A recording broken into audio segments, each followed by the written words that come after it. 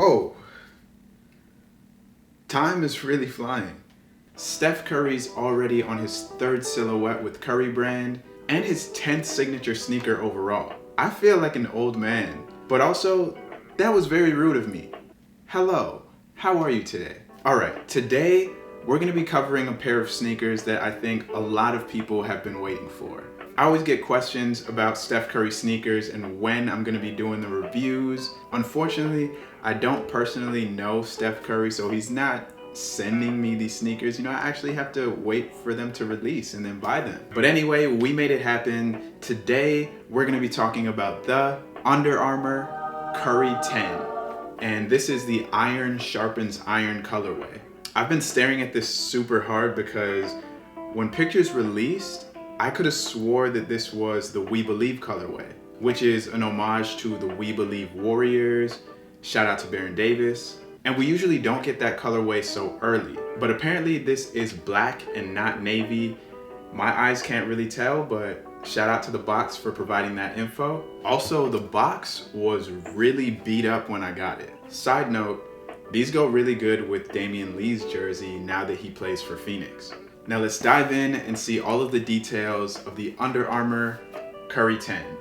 Starting with the base of the sneaker, you have that Under Armour warp mesh that we saw on the Curry 9s. There are some tweaks to the design to strengthen performance. Like you have these orange stripes at the forefoot of the shoe as well as in the middle, and they're on the lateral side as well as on the medial side. The stitching feels slightly more defined in those areas, although that could also just be my mind playing a trick on me, and maybe it's just for aesthetics. Don't read too much into the number of stripes. They don't add up to 10, although I thought that would have been really dope if you did have these 8 stripes on the lateral side, and then on the medial side it was one big stripe at the forefoot and then one big stripe at the back. But Under Armour doesn't have to force the number 10 on us. Moving over to the laces, we have some smooth lining and a centerpiece for the laces to flow through, and that's in the design of an X, which is the Roman numeral for 10. The tongue just gets better and better on these Curry brand releases. It's super smooth. Mostly on the top part that doesn't touch your foot, but the interior is cool as well. There's a little Curry brand logo on the pull tab for the tongue, and some orange mesh is peeking out behind that. And on the interior, you have that circle with the 2 swords making an X, and then it says Iron Sharpens Iron right above that, and that is the name of this colorway. There's another pull tab at the rear to make things easier when you're getting in and out of this shoe, and that rear pull tab says Curry.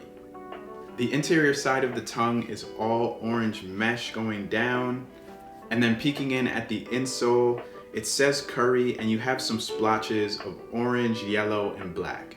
Here on the lateral side of the shoe might be my favorite part of the Curry 10. They added this cool heel counter with some splatter paint, and the Curry brand logo just peeks off of that heel counter. It's like it's becoming 3D as it's imprinted and then whatever the opposite of imprinted is, because it's bulging out. I don't know if I'm explaining that the correct way, but when you get these in hand, you'll know what I'm saying. The heel counter kind of reminds me of Joel Embiid's signature sneaker with Under Armour. Just having that heel counter rise up and then having the main branding coming from that spot on the shoe. Below that, you have some orange bridging with more paint splatter, and that connects the upper to the sole. On the medial side toward the rear, you'll see some Under Armour and Flow branding. And that takes us to the most important part of Curry brand sneakers. It's the Flow sole. The sole is this super grippy foam that keeps the shoe lightweight and allows for better traction.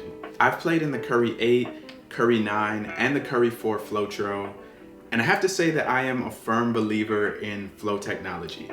It really does feel like you're sticking to the court, and in terms of the build, the sneakers are just so lightweight and still firm enough to provide stability for your foot.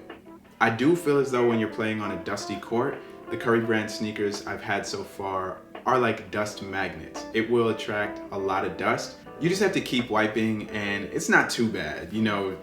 Going like this on the court is honestly one of the most fun parts of playing basketball. So I know I've talked about this a lot, but one thing that I wish could change with the Flow foam is the color. It can only be white. Every release is going to have a white outsole. We've seen it on the Curry 8s, we've seen it on the Curry 9s, and we've seen it on the Flotros. There'll always be white soles. And of course, that gets stale after a while. To me, it got stale on the Curry 8s. We have to do something. Like, what scientists can we fly in so that we can come up with a new compound or a covalent bond, or I don't know what I'm saying, but I just wish that the soles could be a different color.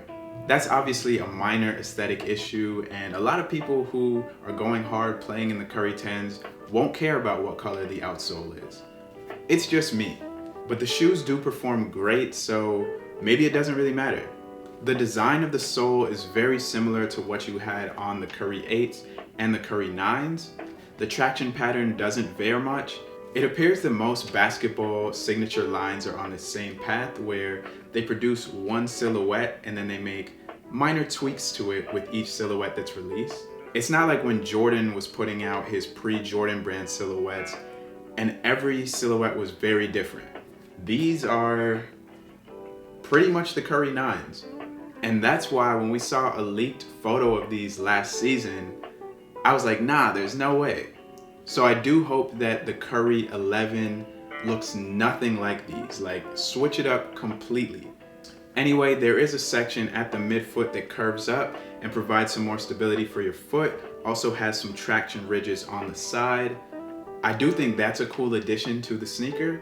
And at the middle of the outsole, we do see Curry brand switch it up a little bit for Steph Curry's 10th signature sneaker. This time around, we have this big X, and in the middle, it's a small Under Armour logo.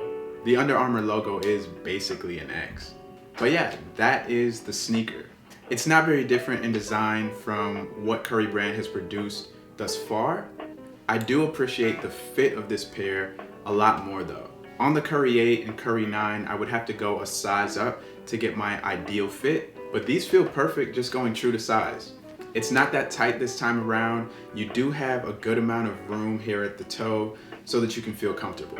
The shoe feels really stable, but at the same time it's malleable, like your foot can make unnatural movements without feeling trapped. So in terms of sizing, if you're picking up the Under Armour Curry 10, I would definitely suggest that you just go true to size. Although I'm not the biggest fan of the design this time around, I am excited to see some more colorways. I feel like there's some exciting things that you can do given these stripes on the shoe. We've seen Steph Curry and Andre Iguodala rocking the Sour Patch Kids colorway. And a part of me wants to say that Steph has worn some other colorways, but I just don't remember them. But yeah, let me know what you guys think of the Under Armour Curry 10 Iron Strengthens Iron, and of the dubs this season. It doesn't look great so far, but I'm sure we'll turn it around. Remember to subscribe to the channel, leave a like, and if you made it to this point in the video, comment night night.